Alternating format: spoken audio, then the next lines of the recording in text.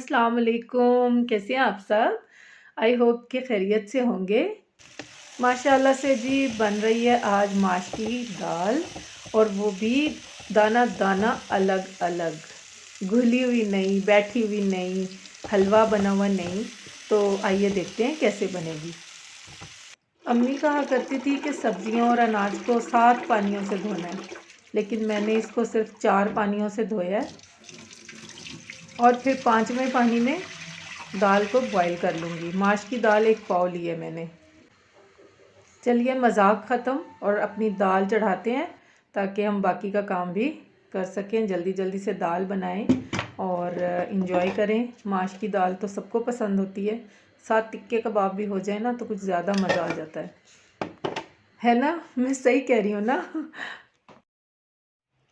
माश की दाल के ऊपर एक झाग सी या ये सर्फ सा आ जाता है ना, तो इसको हम निकाल लेते हैं एक प्लेट में, क्योंकि इससे बहुत ज़्यादा ओवर बॉइलिंग होने शुरू हो जाता है ना, बाहर पानी गिर जाता है इसका। तकरीबन 12 मिनट के बाद दाल में 1 कनी रह गई है। अब हम इसे नितार लेंगे। इसी पैन में अब हम हाफ कप के करीब ऑयल लेंगे, करी पत्ता और दालचीनी के टुकड़े ऐड करेंगे, 1-2 के करीब ही बस। 1 टेबल स्पून अदरक लहसुन और 2-3 ग्रीन चिलीज़ को मैंने इकट्ठा ब्लेंड कर लिया था,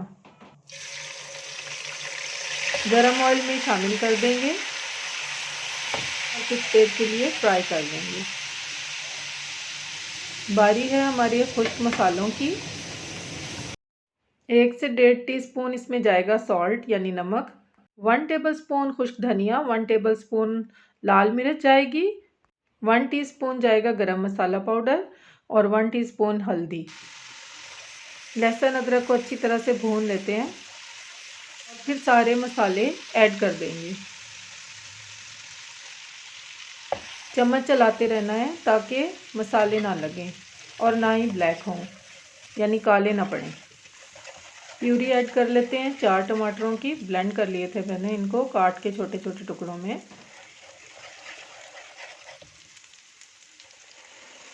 इसी से हमारी दाल का खट्टा सा मज़ेदार सा मसाला बनेगा।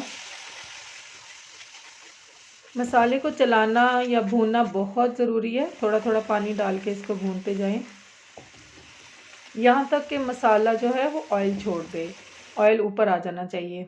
ये देखिए काफ़ी भुन चुका है ये मसाला।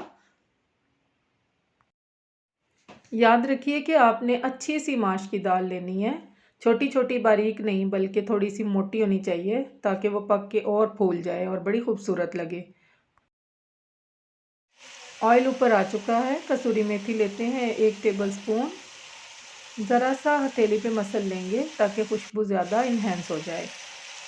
चलिए जी अब दाल ऐड कर लेते हैं, जो कि हमने 1 कनी कच्ची रखी थी और बाकी उसको गला लिया था। माशाल्लाह से दाने इसके बहुत अलग अलग और फूले हुए हैं, और ये दाल इंशाल्लाह रिज़ल्ट भी अच्छा देगी। इंतहाई हल्के हाथ से इसको मसाले के साथ मिक्स कर लेंगे। इस स्टेज पे अगर किसी को ज़्यादा ऑयल पसंद है तो वो ऐड कर सकता है, क्योंकि आगे भी हमने इसको थोड़ा सा फ्राई करना है। देसी घी भी ऐड करके फ्राई कर सकते हैं, जैसे कि होटलों पे मिलती है। लीजिए जी माश की दाल हमारी तैयार हो चुकी है। चलिए इसे डिश आउट कर लेते हैं, और उससे पहले हम इसमें थोड़े से ग्रीन चिलीज़ ऐड कर देंगे, लेकिन थोड़ी देर पहले, फ्रेश सी लुक आएगी जी। तो कैसी लगी हमारी माश की दाल? फिर नया साल, नई सुबह, नई उम्मीदें। खुदा खैर की खबरों के उजाले रखना। सीन ऑन है। अल्लाह हाफिज़।